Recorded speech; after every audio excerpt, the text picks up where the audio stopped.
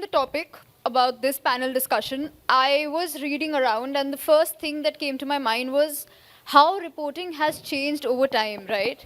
I remember when we were very young, rather before us, before my generation, there was the time when Prasar Bharati, Doordarshan, Akashvani was the era of reporting of how black and white to the point reporting happened without any tonal change, without any voice modulation. And that is how people consumed news via radio, via TV.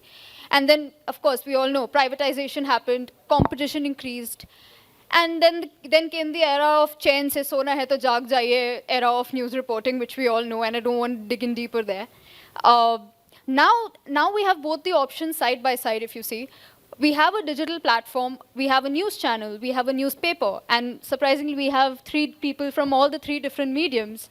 And as a consumer, we have the option of choosing what we want to consume side by side, and most of the channels are free, most of the channels are very easy to consume, more economical to consume. I would like to start with Dhruba first. I would like to know this generational gap of consuming news, traditional news reporting, how this whole generational gap is affecting the news reporting, and what is the way that newsrooms and media houses can reach out to a broader audience via their way of reporting and storytelling. Right. Thank you. And it's such an honor to be among this August panel. It's really lovely. I think for a lot of, I come from a legacy media house. It's been around for many years. I think for us, the big challenge is in terms of understanding the ways in which not just, so yes, you're right, the ways in which the age demographic of the audience is changing, but also the ways in which they are consuming news and information is changing, right? So when we were in our when we were in college, suddenly we were told, okay, news isn't news, it's infotainment, right? So I really liked it, right? Because when we would go back home, we would see suddenly news channels had started doing little half-an-hour shows about all the daily soaps, or ek us soap mein kya hoga agle din, etc., right?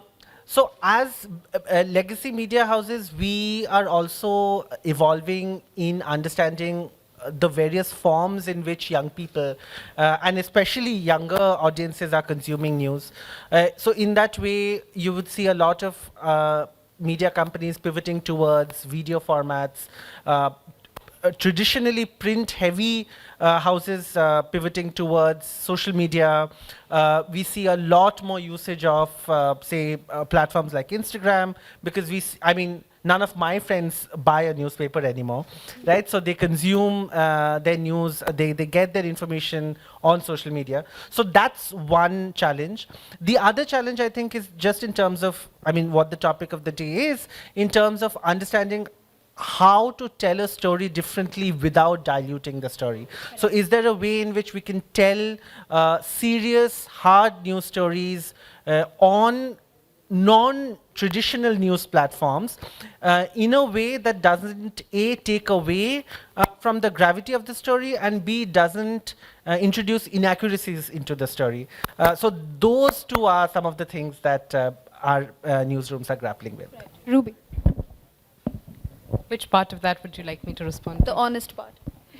No, so, since this conversation is about modernizing traditional news formats, I think we should also understand why is it that we're talking about modernizing them, right? Because we are grappling with a lot of issues. There is news avoidance, which he spoke about. And news avoidance is something that, we now live at a point of time where people want to be informed, but not too much.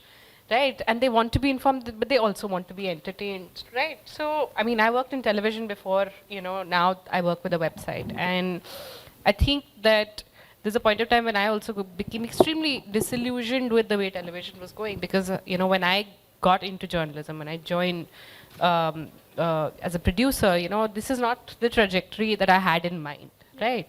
And I know that a lot of people here, a lot of students here are asking questions, what's going to happen? You don't know what's going to happen, because when I joined in around 2007, 2008, I had not anticipated that there would be, the talking heads kind of journalism, and that there would be social media, that there would be people who are running their news channels entirely on social media. So there are many new formats that have come.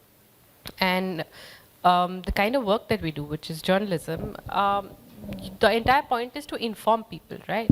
And while earlier we focused on broadcast, and we were kind of delivering news in a very homogeneous sort of a way, thinking that we're talking to the masses, that's not the way people want to consume information anymore. Forget entertainment, yes, but also news. So at any kind of information they want to, it's not broadcast anymore.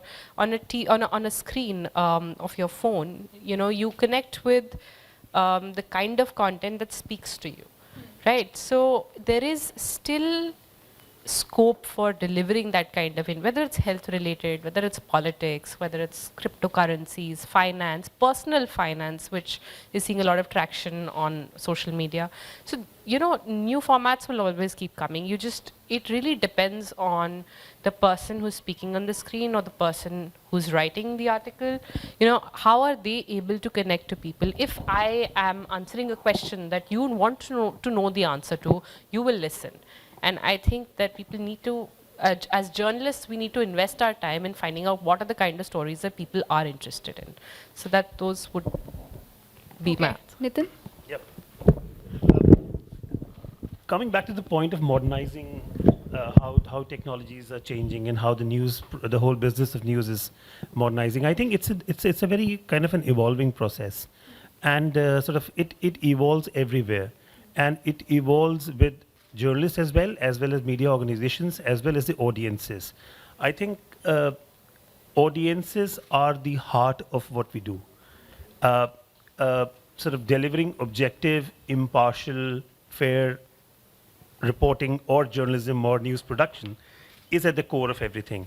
Now, if the process of modernization and modernizing is happening so fast, the process of us evolving in that manner and joining on the bandwagon is essential, is a must, and needs to be done to be relevant. I work for the BBC, and I have been working for like almost 20 years as a reporter, almost 17 years with the BBC. And just to give a small example, when I joined the BBC way back in 2005 and 6, when we used to have conversations outside the newsroom, people, oh, where do you work? I said, I work for the BBC. Okay, you work at the BBC. What's happening with Iraq chemical weapons? What's happening in Bosnia? What's the problem with Albania? All kinds of serious issues, and you were answering such questions. Nowadays, people don't want to know what's happening. Of course, they want to know what's happening all over the world. Of course, the Ukraine war is so important, and people have been covering it. But people also want to know what's happening next door. And if it is it's something to do with the younger audiences, which are at the core and the heart of the BBC's new digital first strategy, because everybody else is wanting and aiming to be on digital first, because that's the new game, that's the new platform. So you need to be quirky, you need to be young, forget about your graying hair, you need to be young, you need to do the story for the story to deliver and evoke the interest in younger audiences, because that is the future of news. That's my sense.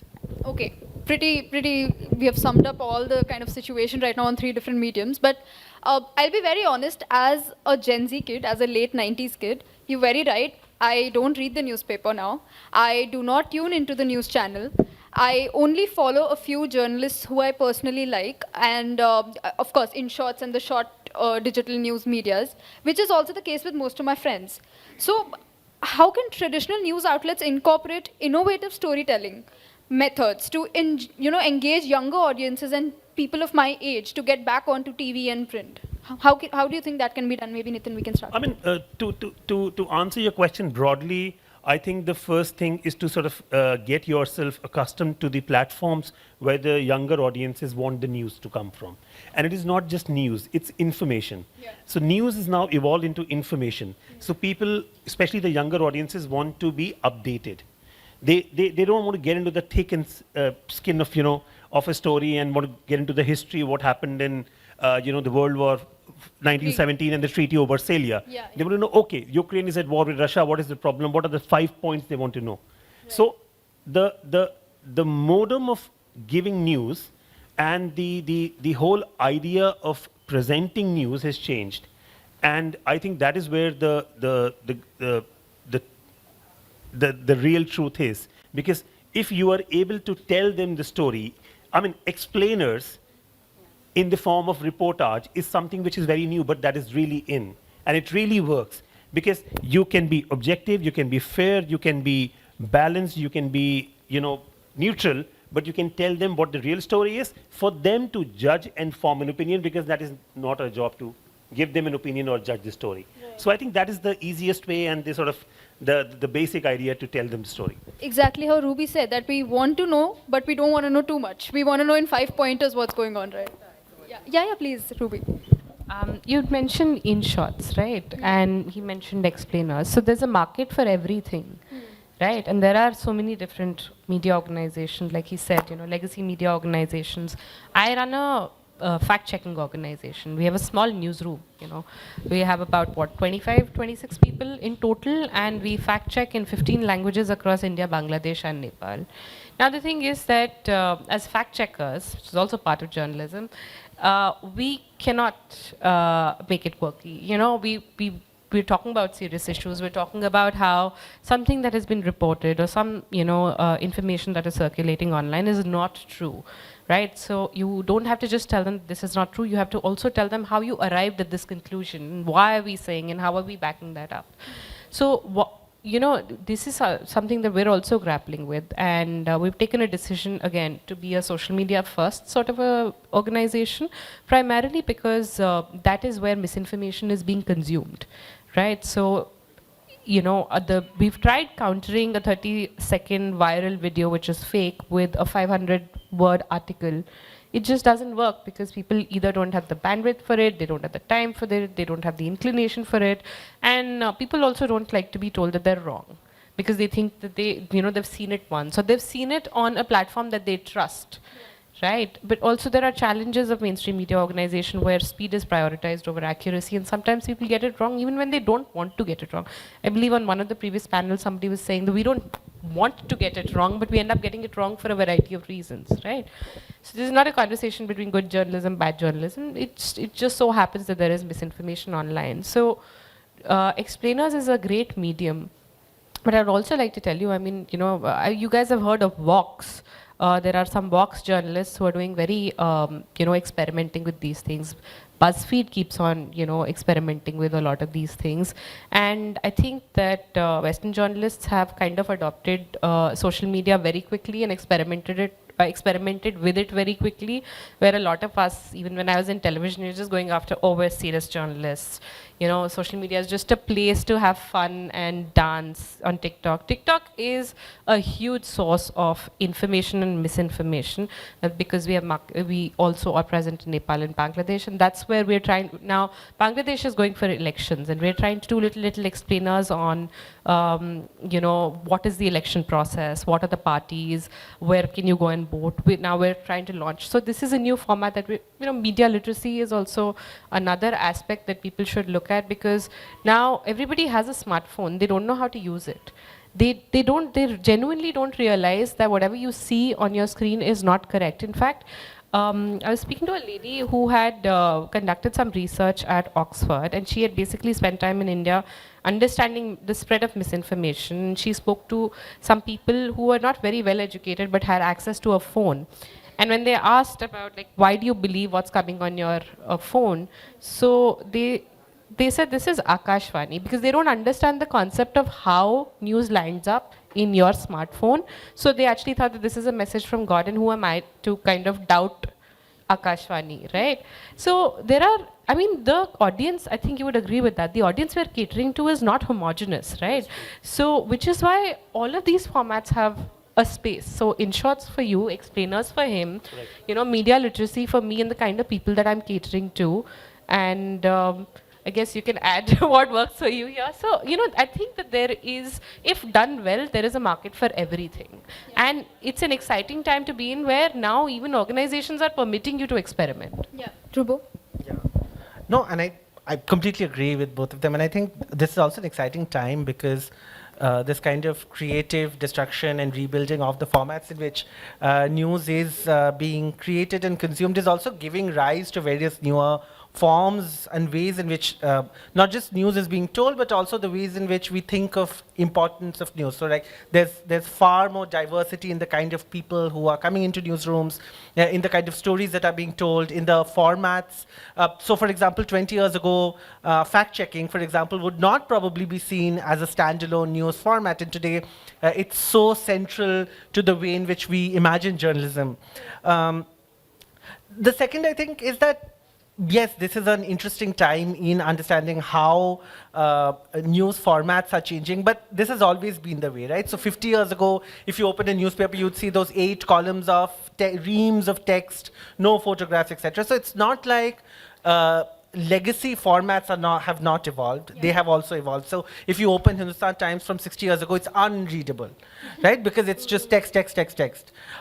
Today, newspapers look very different. And the reason they look different, the reason, for example, that newspapers pre-liberalization and post-liberalization look different is because of photographs, is because a new aspirational generation of people suddenly wanted news. And the last thing I want to say is that I think many of us make the, or at least I did, make the mistake of thinking that yes, now that there's a surfeit of information, maybe younger people are more, are happier to consume just information, and how do we deal with it? I think young people are very smart. I think with each passing generation, we see that they're becoming smarter and smarter. So all the kinds of nonsense that I would I'll believe, take that personally, thank you. that I would believe when I was young, a younger person today. I mean, you see all the sharp questions that these students are asking. So it's not true that quality of journalism doesn't matter. So the crux of journalism that we were taught when we were in journalism school, or in our first few years in journalism when our editors shouted at us, still remains true. It's only the ways in which we are presenting that quality of news that's changing. So it's important for our organization, for example, to keep remembering that the quality of news still matters. Exactly. So that was exactly my next question. I was having a look at some of the funniest headlines that Indian news TV channels have given, and I have a screenshot in front of me. I would not like to name the channel, but the headline says, UFO ne आसमान में खींच ली गायें. So that has actually been a report on a very reputed news channel.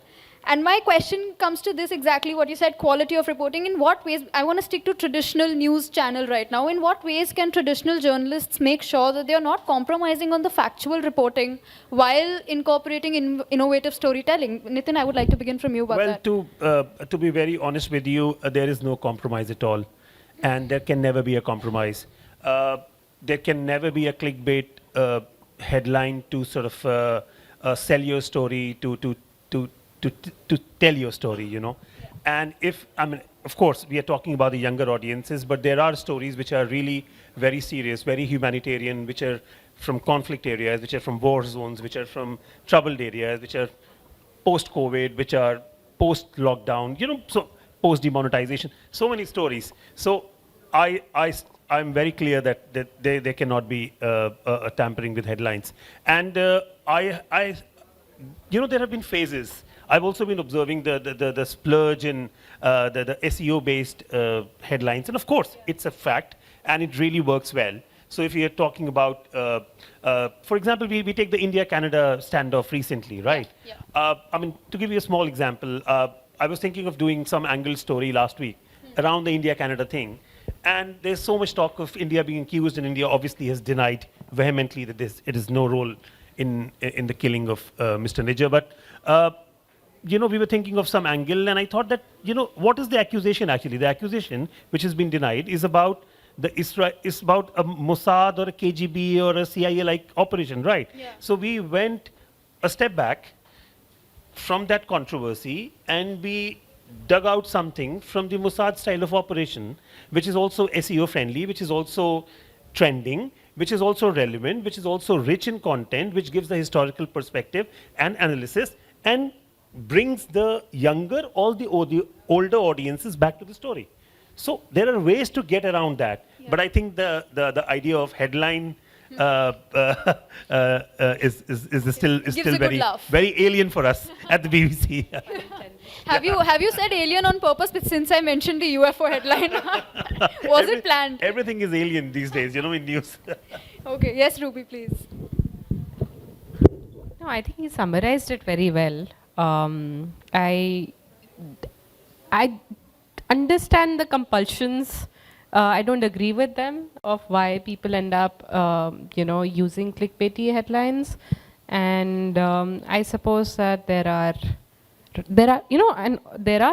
multiple layers of checks and balances in any newsroom, right? So it's not like as a reporter you've written your headline. There's it gets proofread, then there's a senior editor. There are Correct. checks and balances. So if a headline like that has actually gone on air or it has been published, it means that it had the backing of all of those people who are in charge. So I mean, I really can't comment on that particular style of journalism, but now that I work in the field of fact checking, I can say that a lot of these articles sometimes there's a very, very thin line on them kind of entering the realm of misinformation.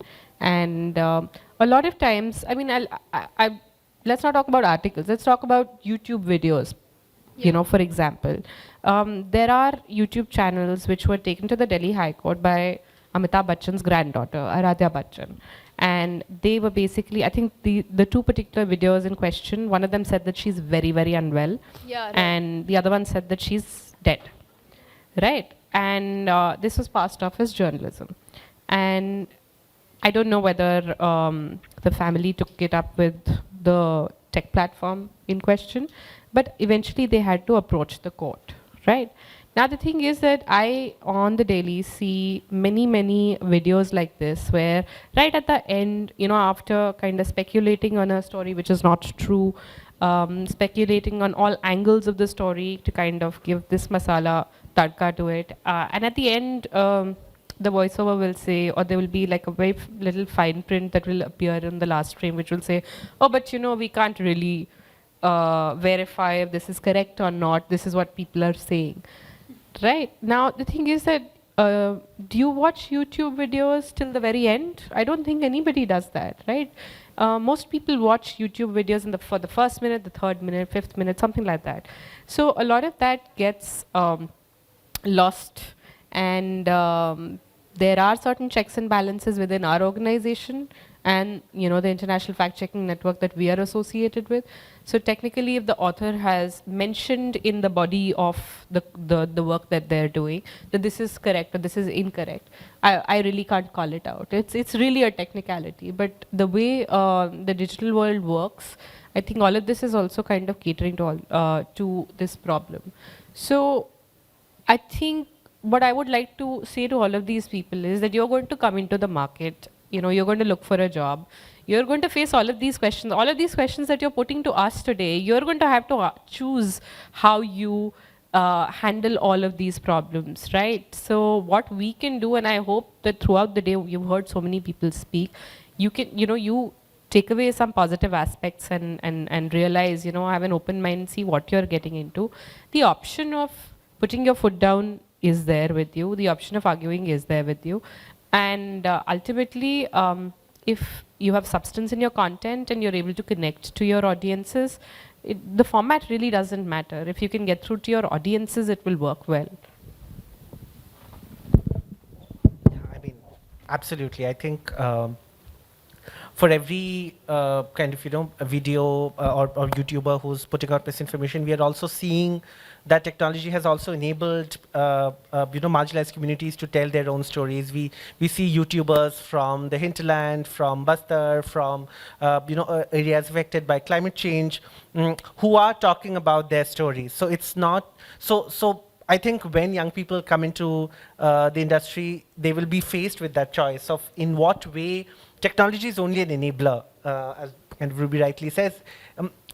The choices of how one uses that technology and what kind of stories one wants to tell using that technology. I think to just come back to your question, I think for legacy media houses, the question is how do we keep all our processes intact when it comes to sourcing, fact-checking, editing a particular story, but make it more engaging than we have been able to do so before. We have seen that some organizations have been able to do it. So whether we talk about immersive storytelling, say the way the New York Times does it on their app, right, newer formats in which, say, elections or data journalism is being presented in an interactive way on websites or on the app of a particular news organization.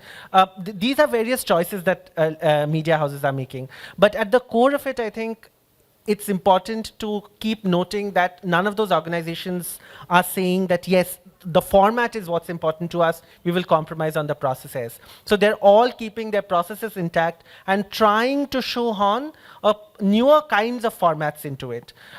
So I think the big lesson for me actually out of the kind of churn that news formats are seeing is that those old adages of journalism still hold true, right? So credibility is important. So even if one is on Instagram, one will go to only, or on YouTube, one will only go to those journalists who have a certain kind of credibility, right? So those are the people who would make some kind of name for themselves. So, and for big media houses or for any journalist who wants to last in the profession, any kind of compromise with that credibility is fatal.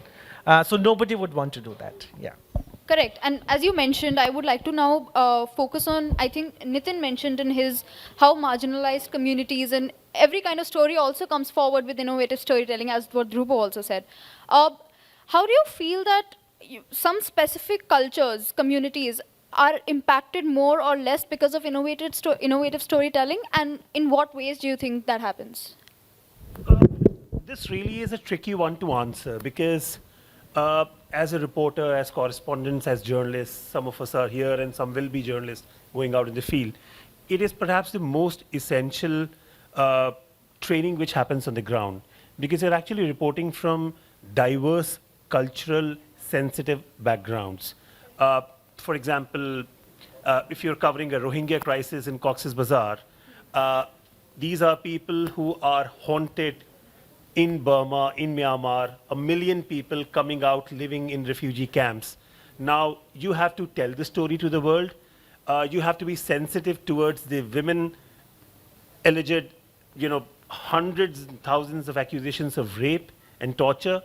There are children, who've not had food for weeks, but they're smiling because they're seeing a camera and a crew for the first time in their lives, right? And then there is the humanitarian side, and then there's the diplomatic and political side of the story because they have crossed over the border, they need refugee status, and blah, blah, blah. And then you start reporting from somewhere in Africa or somewhere in the Middle East or somewhere in the Arab world where the sensitivities are very different. Or, for example, in Russia, where people are like very aggressive. So I've had the worst of experiences reporting from Russia, from Kenya, from the North Korea border and stuff like that. But yes, as you said, innovation perhaps at that point of time, for me, becomes secondary. That's not the primary focus I mean, I can only talk about myself personally. I cannot talk about everybody else, but for me, the story is very important. Getting the story is important, and covering the story, keeping all the sensitivities and the facts and everything intact is the most important thing. And then perhaps we can think about innovation. I think that comes later for me as a correspondent. But yes, there are people in my organization who man the digital desks, who are planning sort of rollouts and who are sort of planning specials and stuff like that. They are really more innovative back at the desk, and they sort of keep coming to us and telling us that we need to look at this from a case study perspective, from a humanitarian perspective, from a different perspective, and they really are a great asset for correspondence when that comes to. But, okay, I also got one other question in mind. Don't you think that storytelling is also something that gets compromised where the money lies? I mean, in the previous panel discussion, like they said, that Indians want masala. Indians want everything to be very spicy, be it their food, be it their news, be it their movies. So does storytelling somewhere get compromised over there when money is the deciding factor? I think a story never gets compromised by anything. If you read, I mean, it is, story is not just a story. It's about a life. Story, it's as we say in the BBC, go out, live the story. Yeah. So as reporters, as producers, as camera persons, as shoot edits, we go out, we live the story. So once you live the story, I think that is the most important thing. The masala part comes much later. You know, there are stages. Stage 1, stage 2, stage 3, stage 4. I think the first 2, 3, 4 primary stages are paramount, which is the importance, the urgency, and the relevance of the story for the audiences to be told.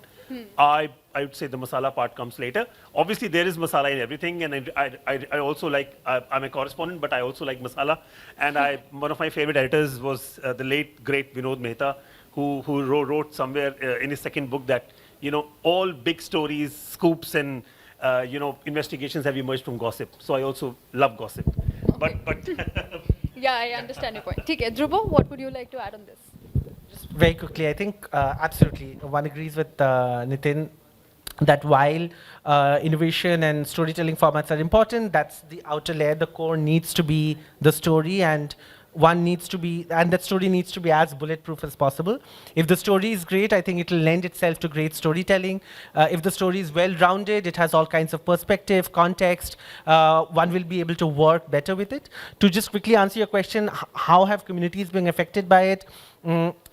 I think, yes, the ways in which we are seeing news in various formats is helping certain communities to talk about their own lives. I think, so for example, in India at least, like the LGBTQ community we've seen that the ways in which they've been able to grab the narrative, talk about their own lives, their challenges, their joys and aspirations on social media has been something that actually legacy media has then followed. And then we have gotten kind of covered those stories in a way that probably wouldn't have been possible 20, 30 years ago. Understood. Anything? I'm going to come back to the point of how technology is an enabler. I mean, you know, again, in my line of work, it's a good thing and a bad thing. But again, because of technology, I mean, there are a lot of different kinds of platforms that didn't exist earlier that have come up. There's Gaon Connection, you know, talking about rural stories, Pari Network, commissioning stories about rural India, you know, that people are not really talking about. There are companies like the Google News Initiative that is funding something called the Inclusive Newsroom. This is a project that they're doing with the News Minute for southern states. But again, you know, this is something that they're doing to kind of, again, give a voice to marginalized communities, women, gender, LGBTQ communities, and that's the kind of stories they're going to cover.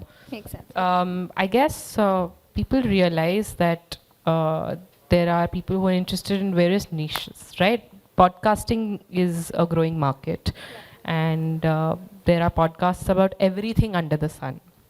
A podcast about health-related issues, about investing, if you haven't really invested when you were younger, you know, investing in your 40s, like who knew that that was a niche, right?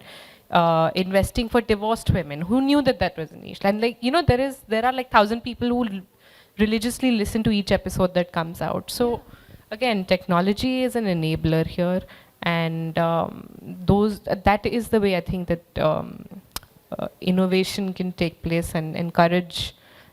Like, you know, who's making content for me? If I identify with a very, very small subsection, I now have the luxury to go to a search engine and find stuff that interests me. And I don't necessarily have to watch television news where I probably don't connect with whatever. It's the same thing with all of you. There are regional language audiences, you know, which now get information in their language.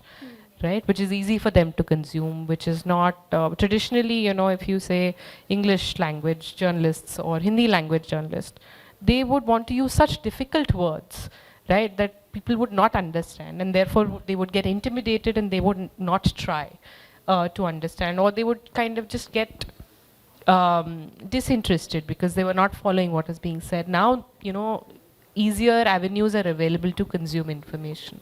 So it's not like people don't want to know. People still want to know. But what do they want to know about? And how do we get to know that? And how do we cater to that need is, I think, what we should think about. Right. I think the time's up and the answer has been given well in time. I would like to open the floor for audience questions, if any, please. Okay, I see 2 hands. Yes, please. No.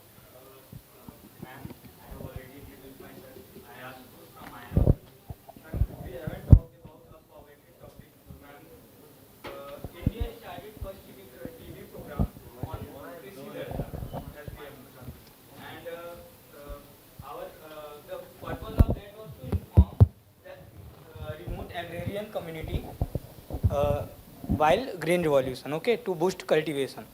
Ma'am, how as a media giants, as you belong to some media giants, and how innovative your digital platform can be covered to can be to cover agriculture aspect of journalism, and how you perceive it. Any, You're asking how my platform can cover agricultural. any media giants, you belong, you can answer that. So again, I'm going to The talk about agricultural technology, I'm going to aspect of talk about the digital world. There are YouTube channels of people who are actually, there is a guy in Maharashtra who makes 30 lakh rupees a month doing these videos. So it's not like he's not earning money. What does he do? He takes the Gazette and he looks at all the information that is published in Maharashtra, which is pertinent to farmers, right? And he then makes videos and he makes YouTube shorts as well as long videos, and he puts it forth in easy language, in Marathi, and in a very easy to understand format, right? So there is a market for him, which is why he's making this kind. So, but he was not a trained journalist, but he is playing the very important function of making some information easily available and easy to in an easy to understand format to the people that it most impacts. So that is one example of, again, how technology can be used. Will my channel do it? Will my digital organization do it? No, we will not be able to, because we're not catering to that specific niche. Our role is to monitor social media and debunk fake narratives and fake posts that we see. So we are going to stick to that. But I'm saying that if people wanted to do this, there are avenues available. In my previous answer also, I mentioned there's Pari Network, there's there are a lot of organizations that are catering to this market. So it's not like there isn't innovation. Is there scope for more? Of course. I think that's, yes, sir. I But believe okay, we can take one we more take question, please. Yes. That? Yeah. Is there any technology to check the fake news, fake advertisements, or the TV? A lot of you see, you know the TV channels. 70% of revenue comes from the advertisement, and 30% comes from the reader's subscription. So it's a kind of, you can say, business, profitable business. You can say, every business wants a profit, so it's a profitable business. So whatever the stakeholders say or the business period, the community say, you have to accept it, you have to produce, you have to show them.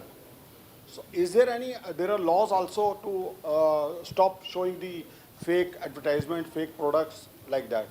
Okay, I think they can, yes. I'm not sure if I understand the question. Can you just simplify? Are you asking about the advertisements that play out Yes, on news number- channels? Yes. And second question is the social responsibility. Sir, I think we can do only one. Yeah, because only. we have The short second time. part is whatever you So, want to answer. Social you know, the responsibility. advertising that goes on TV news channels is, I mean, I think that is something that consumer courts can deal with. You know, if you buy a product and it doesn't live up to what it says it does, and, you know, there are, like you said, there are consumer laws around this. No, दिखता है तो बिकता है. आप जो दिखा रहे हैं पब्लिक वो ले रही है. आप दिखा रहे हैं टीवी पे दिखा रहे हैं कि ये बहुत अच्छा प्रोडक्ट है, ये ब्यूटी जो है वो ब्लैकिश आपका चला जाएगा. No, but the लोग news purchase anchor or the news editor is not saying that, right? Yeah, I mean, Like it is clearly mentioned as an advertorial or an advertisement, and people know that, you know, a time slot on that television channel has been purchased to promote their product.